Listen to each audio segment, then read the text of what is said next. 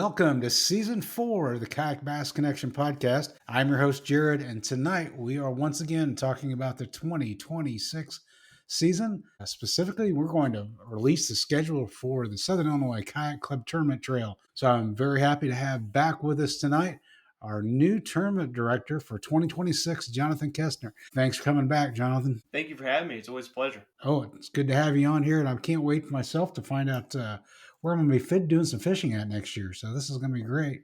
So, let's just talk about the 2025 season. So those people that finished near the top in 2025 might have qualified for the Classic, which is generally our first event of the new year. Is that going to be the same in 2026? Yes, we are going to have our top 20, as well as we're inviting anybody that completed 4 tournaments last year. And I think I added that up. It should be all-inclusive. That'd be around 32 or 33 members, which is by far, I think, our largest number of qualifiers for the SIKC Classic. Yeah, that's great. Yeah, I like how you do that. I mean, it's great to have the top 20 there. Those top fishermen are usually probably going to be finishing at the top again in the Classic, but also those folks that are dedicated to the club, making those 4 tournaments a year, come and enjoy some early fishing. Yeah. Very excited to have them. So we got a location for that, or is that still in the We do, yes. All right. What is it? The 2026 SIKC Classic, again, which is based on the AOI from the 2025 season, is going to be held at Banner Marsh on March 28th and 29th. And you should start seeing that pop up right after this podcast goes live on our social media. All right. Awesome. Hey, I like that. Banner Marsh is probably the closest water to my house that we have. So that's awesome. Yep. Being this is our first 2-day event, we put a lot of effort and energy into trying to make sure we found a place where that maybe felt a little bit like a travel tournament for everybody. It's a little bit further away than the rest of the tournaments in our tournament series.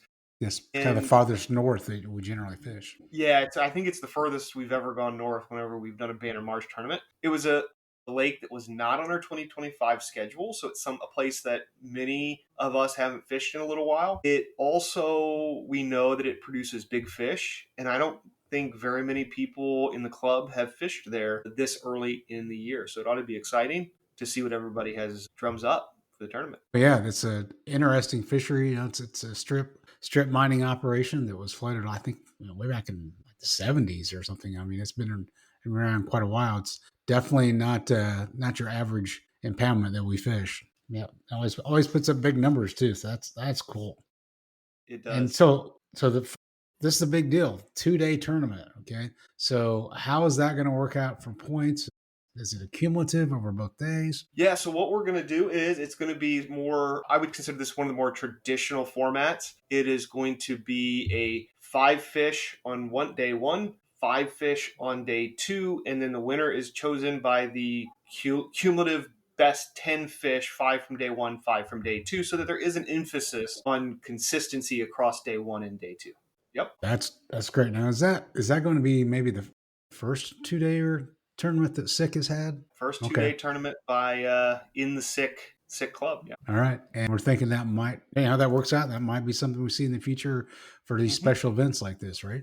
Yeah, and we're going to be reaching out to all the people that qualify pretty soon. And one of the reasons we want to do that, also one of the considerations that we took into account for the location for the Classic was, since it's a 2-day tournament, we want to make sure that it's affordable for everybody to do a 2-day tournament. So we looked at housing options and places to stay overnight for those that are traveling a little bit further. We know that just about 10 or 15 minutes up the road from the main launches at Banner, there is an affordable hotel in Canton, Illinois. Mm-hmm. And we also know there's a lot of Airbnb options up in that area. And so we will be reaching out to everybody, kind of encouraging people to maybe get a sign-up list going about if people want to come together on an Airbnb or something like that for Saturday night. That way it does make staying that overnight a little bit more affordable for everybody that needs to. Yeah, that's really smart, because most people you're going to talk about, that's going to be a two-night stay somewhere. But yeah, there's a lot of different availability there. And in March, it's not a big tourist year or time of the year, so hopefully we'll have some off-season pricing. Yeah. like the way you're thinking. Banners, definitely going to be a neat place to start the season out. So where are we headed after that in April? All right, so April, we're going to go back to an old classic that we did not have on the tournament schedule last year. I promised a mix of lakes that are familiar with a mix of lakes that are new or different, and so we're going to go to Kincaid Lake A in April. Kincaid, Yep, April. yep. What On dates are we April looking 18th. at? Okay. April 18th. All right. Yep. We chose April 18th. I think that avoids a date with the Illinois Bass Kayak group as well. So I think they have one of their early tournaments the week afterwards. So Okay. we're making sure to avoid that, even though they're on Sundays. I think their tournament was a pretty good distance away from Kincaid. So we chose that April 18th date as a safe date there.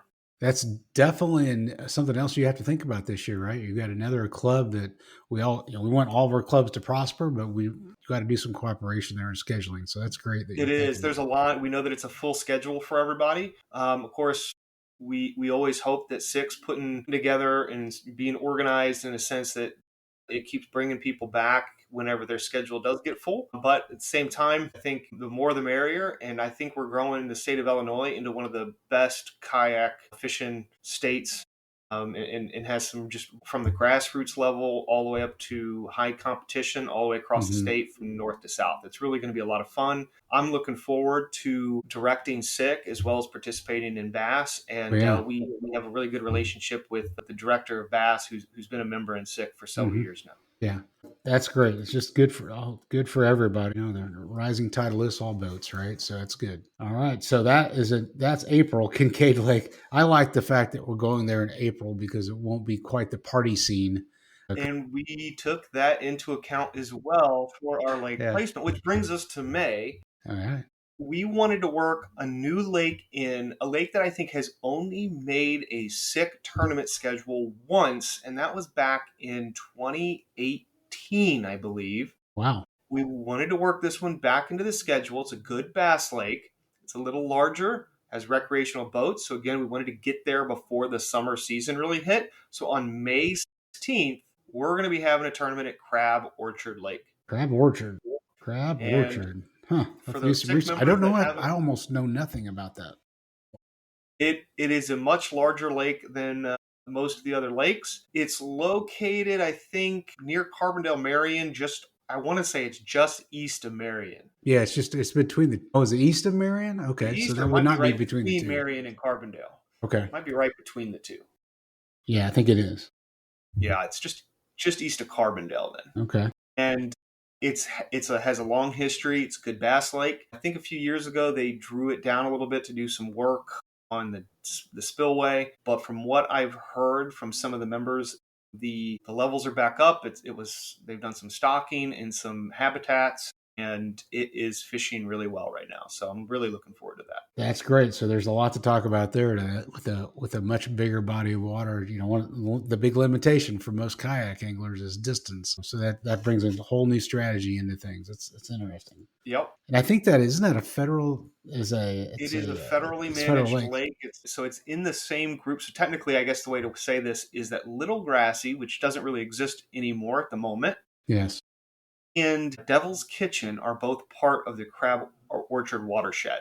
Okay. Yeah, so both of the main rivers that feed into those lakes eventually feed into Crab Orchard. Outstanding. Man, it's going to give us a lot of research material for this winter.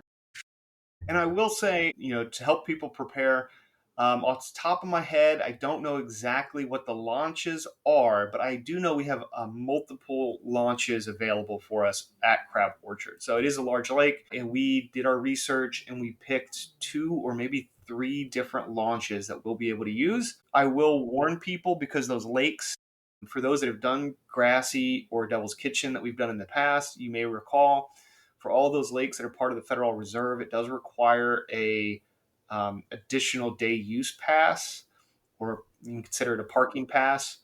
And so make sure that you get on there if you're going to be doing some pre-fishing. I think usually if you're going to be doing at least 3 or 4 trips there in the year, it's beneficial to go ahead and get the annual pass. It's not too pricey, but there is a little bit of a fee associated with that. And we expect all of our members to, follow the rules Sure. when they're fishing. Yeah, just a quick search. There's almost 7,000 acre lake in Williamson County. It's actually fed by Devil's Kitchen Lake and Little Grassy. And Little Grassy got drained last year, right?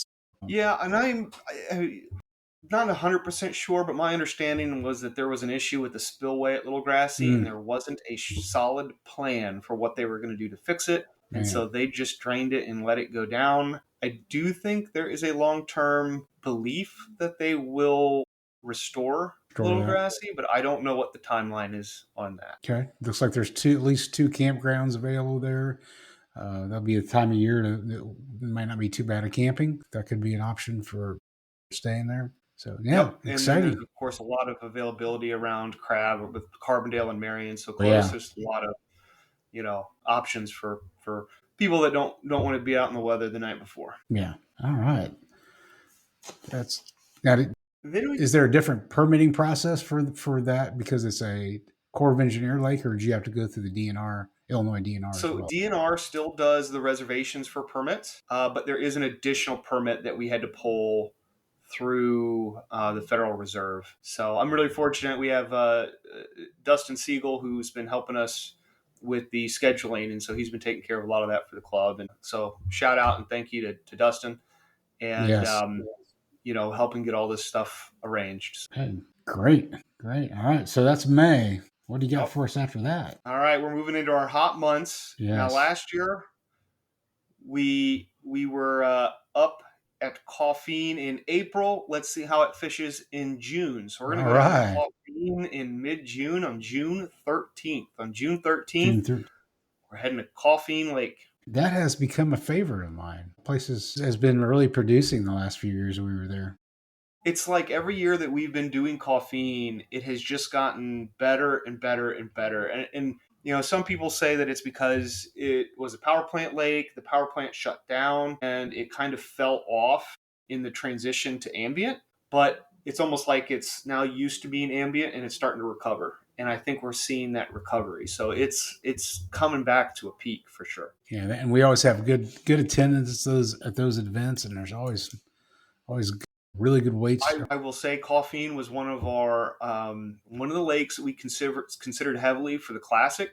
There was a lot of interest, and what it came down to for the board's decision was really just the one downside to Coffeen is it's kind of away from anything that's happening in terms of a 2-day tournament, in terms of It is, staying yeah, somewhere, finding somewhere to get housed and set up. And we like to always have our Mexican food the night before tournament. So Coffeen is kind of the one lake that's sort of off the grid a little bit in terms of those types of amenities. So yeah, it that is. factored in a little bit to our decision. Yeah, it's a good 40 minutes to 35 minutes at least to hotels and everything else from coffee. But in terms of its fishing, it's one of those lakes that we just couldn't leave off the schedule. So bringing it back. Yeah, absolutely. So for those of you that are not familiar with Coffeen, you need to check that out. It's 1,100 acres in Montgomery County. It does have a restriction for boating for 25 horsepower limit, so that's helpful for a kayak tournament. Yeah, notice we paid a little bit of attention. We did, like I said earlier, those big motor unrestricted lakes. We put them early in the schedule so that hopefully we can get out there and sort of Yeah, beat the at least the recreational boaters. yeah. Earlier in the season. If you're Something else I forgot to mention, because we've grown so much, people that have remember Kincaid from the past, we've traditionally used the Paul Ice Ramp a few times. One time we went all the way back up into the Johnson Creek launch. We're going to be using the main marina launch this time, and that's just because of the number of parking spots that are available. We've grown to the point where we need more parking space. So we're going to be at that main marina. So it's not too far from Paul Ice Ramp on the water. So I know a lot of people like to fish up in that Paul Ice Ramp because there's like a whole no wake zone back there. It's real easy and accessible if you do want to get up there. If there are pleasure boaters and stuff. And sorry for kind of running out of order here and going back to no, Kincaid. that's all right. That's a good point to bring up. But the marina is really close to that some of those coves that are no wake. But we will be launching there sort of from the main lake area at the marina. Okay, all right, that's good. Yeah, I remember one year launching from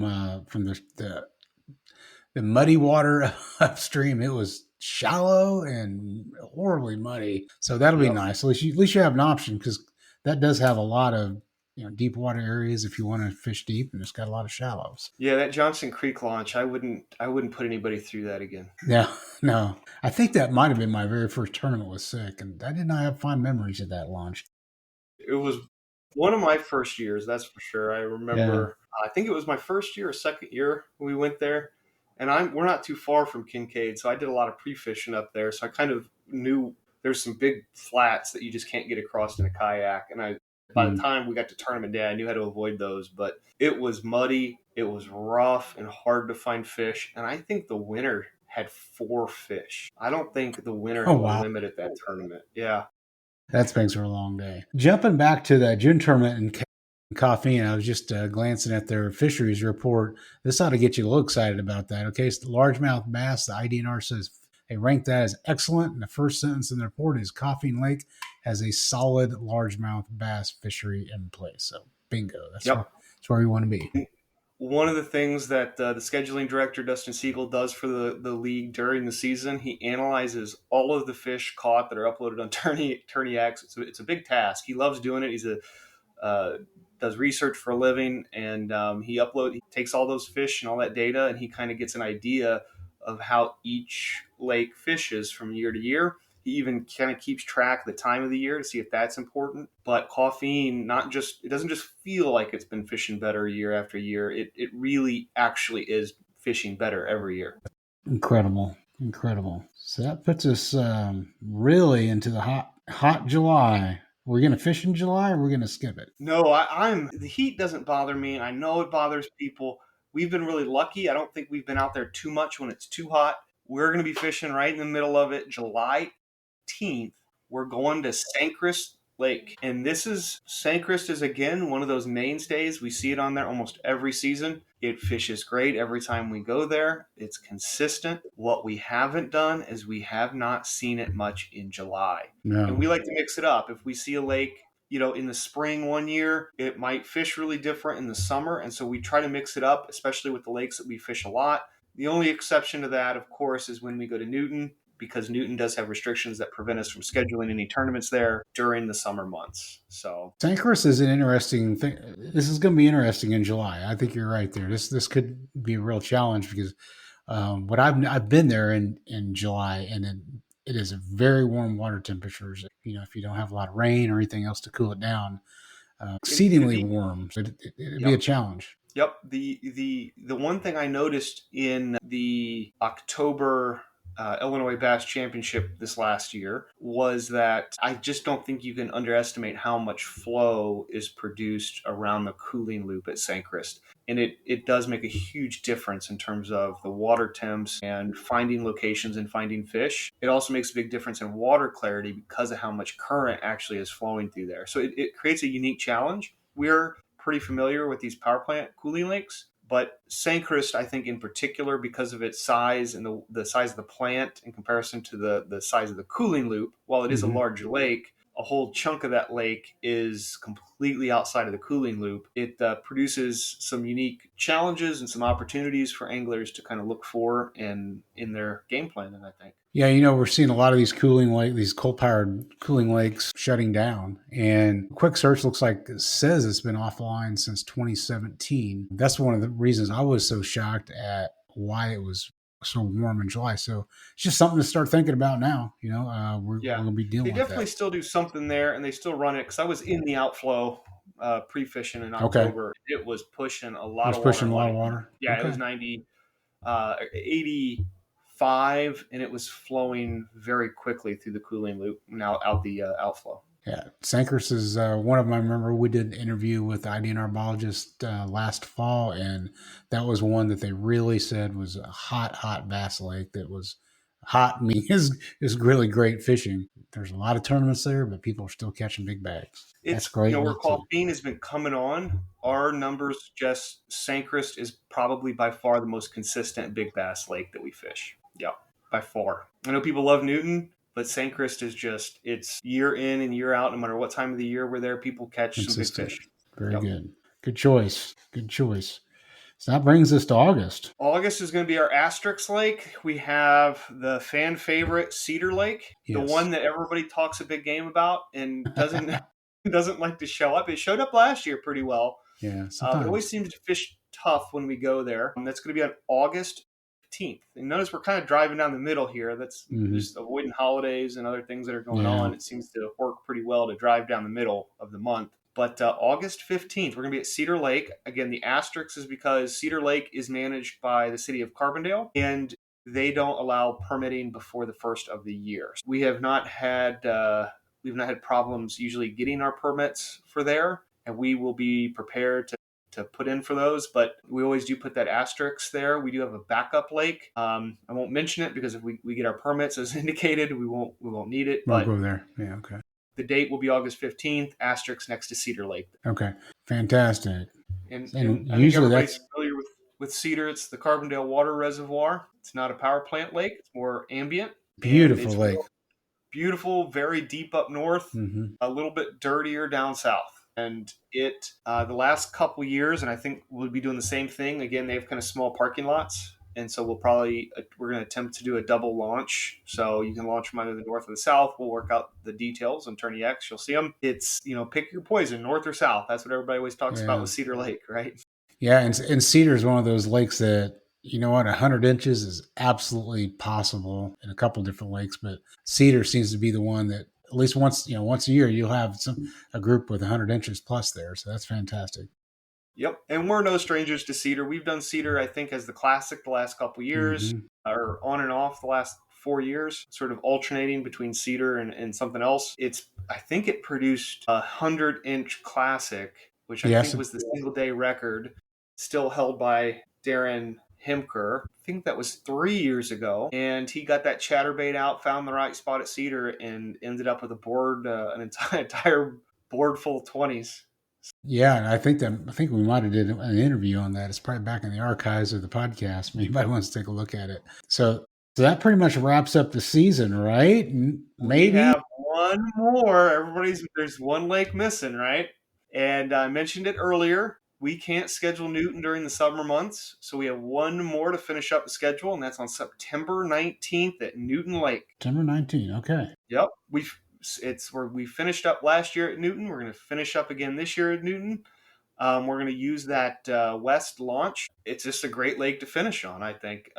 It's the reason why we're going back there. Again, the option with Newton is essentially you do it early or you do it late. It fished really well in the fall for a lot of people. And it's an interesting power plant lake. And you got to pick your poison. Do you want to fish the hot arm, which might still be summer pattern? Do you want to fish the cold arm, which might be approaching fall pattern? And figure out where they are. Yeah, the Newton Lake is known nationwide for big, nice bass population. One of my favorite lakes because number one, it's within an hour and a half of home. You just go there, and the lake is just so full of life. I mean, there's forage Yep. everywhere. When you catch a Yep. bass there, it's healthy generally. It holds a special place in my heart because that was my first ever fishing tournament. Was at Nice. Newton Lake. Hmm. Oh, outstanding. It So, was brutal. I won't go into details. so we're gonna just to clarify. So we're gonna start off with our classic, and that's gonna be an invitation only event. But then we have 6 regular season events after that. Yep. And Okay. again, it's going to go Banner Marsh for that classic. That's March 28th and 29th. We're going to move on down, start the regular season in April at Kincaid Lake on April 18th. We're going to go to Crab Orchard Lake on May 16th, Coffeen Lake on June 13th, Sincrest Lake on July 18th, Cedar August 15th, and Newton on September 19th. All right, what a great year planned out. So, if someone is watching this and they're thinking about joining the club, let's kind of back up a little bit. So, you just can't show up to these events. You got to register, and not only that, you have to be a club member before you register. So, can you talk a little bit about what that process is? If I'm a brand new person who Yeah, wants to try these easy events. peasy. Go to SIKC fishing.org. There's a tab at the top of the website that says membership. Click that membership tab and it will show you the options for membership. And again, if you are staying tuned to the podcast, you may have seen this on the previous episode, but we got 3 different levels of membership. If you're a previous member or renewing member, we have memberships at $80 for the year. And that covers, all the prizes that we give away, which also come in from sponsors. That covers our insurance fees, which is honestly a huge huge chunk of it, Yes. and an ever growing chunk of it. It covers oh all of the giveaways, t-shirts. Everybody gets a t-shirt every year from SICK as out of that money, and whatever other new items that we may include in that would be contributed as well. But it also gives us the ability to host these and organize these. It allows us to pay our fees and permits to the state and run everything, and we appreciate everybody. But that's Hmm. $80 for renewing members. There's an option of $100 for those new members that are looking to sign up. Again, if you sign up next year, it'll be $80. I'm going to promise that we're going to not raise any fees for this year and next year. I'll make that promise right now. And if you're under the age of 25, we also have a young anglers discount, and so you can register as a member for $75. Okay.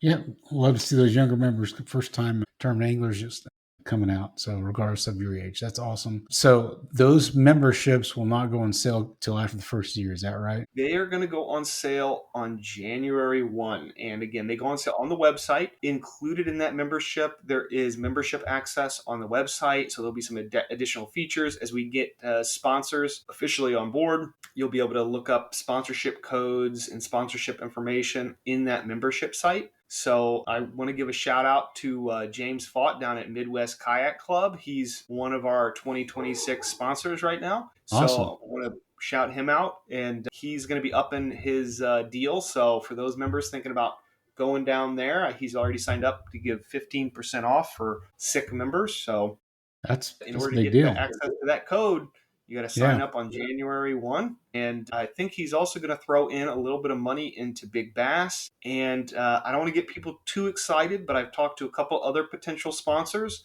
and we're talking and negotiating on trying to get some gifts and payouts for our AOY winner in Nice. 2025 or That's cool. 2026, excuse me. So talking about the Angler of the Year event. So the Angler of the Year, how is that determined? If I'm a new angler coming in, just give me a summary of how that works. Yeah, so every tournament you fish, you finish top, 1, 2, 3, 4, 5. The first place finisher in that tournament gets 60 points. This is new this year. We used to do 50-point schedule, but because we've had so many members, we've kind of increased that to kind of allow for that growth. And but first place gets 60 points, second place gets 59, third place gets 58, and so forth all the way down. If you show up or to the tournament, you're guaranteed, even if you get blanked, you're guaranteed to get at least 10 points from that. And so at the end of the season, we add that up and we take the top 4 finishes. So you only need to attend 4 of the regular 6 season events to kind of have enough events, I would say, to qualify or compete for AOY. But the top scoring person on their best 4 lakes is our AOY champion. And I presume you'll probably be tracking those on the new website. And we are going to track those on the new website right now. You can actually go look up all of our, not all of ours, but we have 2018, 2019, 2024, and 2025. And you can look up all of the past winners, AOI winners. You can look up the AOI finishes for anglers in those. I'm working on finishing the rest, but the whole history of SICK will actually be available on the website in the next couple weeks. Nice, nice. That'd be neat. Boy, that's a lot of good information tonight. I'm still trying to think about the first time anglers. One thing that I think we need to mention: those memberships are limited. Correct? Yeah, it is really important to note that we encourage you to sign up early. We are offering a payment plan, so you kind of will reserve your spot as long as you at least initiate one of those payment plans. And so there's a couple options on there when you go to sign up. If you want to pay your 75, 80, or 100 over a couple months, those options are available through the website. But you want to get that initiated as quickly as possible. We really do anticipate, we have a limit of around 5 anglers that we can take. One of the reasons for us having to set that limit is the lakes that we fish and the lakes that are available in Southern Illinois only fit so many anglers, and we have been right at that number. Last year we've been in the low 40s and mid 40s in several tournaments. Yeah. And we're capped at 50 anglers for most of our lakes. So we cap total memberships at around 65 just so that our members can sign up for the tournaments. And we encourage you to get on there and get your membership purchased as early as possible after January 1st. I'm trying to think, and make sure that it's paid before April. Get our t-shirts ordered and all that stuff. We want that to all be available by that first tournament. And so if you wait long to sign up, that stuff may not be available at a later date, or it might take a little extra time to get it to you, I should say. Great. And if you're seeing this this podcast and you're thinking about signing up for the first time, get on that website. It's going to be really built out, especially as we go along in the next few months. Take a look at the episode we just did on the new changes in rules and things of that nature. Make sure you got the right equipment. It's all pretty common sense type stuff, but just to make sure you do your research before showing up for the first tournament. If you are a newbie out there, don't hesitate to just come fish. Probably the worst thing I've heard people say is that I'm just not ready yet.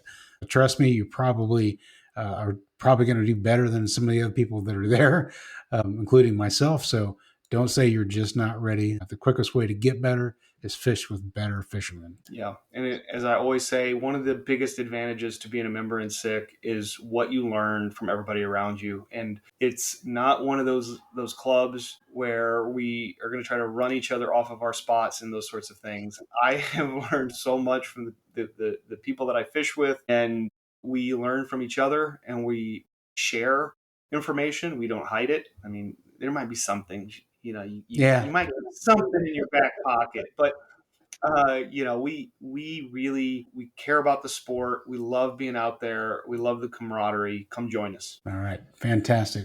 Jonathan, thank you, first of all, for all the work you do to make sure this schedule gets put together. And I know there's a lot of people, including the board, behind the scenes doing work. So appreciate all the work that they've done as well. And it really gives us something to look forward to over the next few months when it's cold and it's freezing rain and snowing out. We can take a look at this podcast and know we're going to be fishing in March and April. So thank you very much for coming on. Of course. Thank you. And thank you for doing the podcast. It's always my pleasure.